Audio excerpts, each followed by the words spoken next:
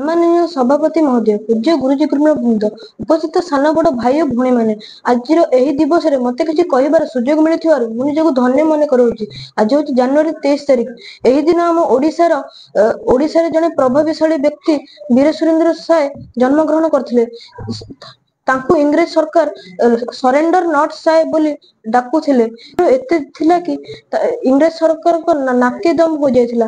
तांको पिता को नाम धरम सिंह एवं तांको माता को नाम रेवती देवी थिला। से उत्कलर संतान एवं उत्कल मार पुत्र वीर सुरेंद्र साय।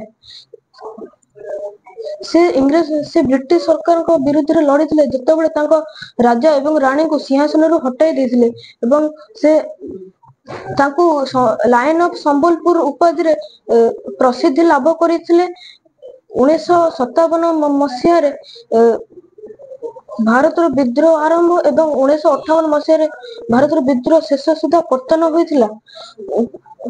ब्रिटिश शासक माने सारा भारत रे विद्रोह आरंभ करथिले, किंतु वीर सुरेंद्र साय निजर सेना जारी रखिथिले। विश्वास करा जाए जे 1884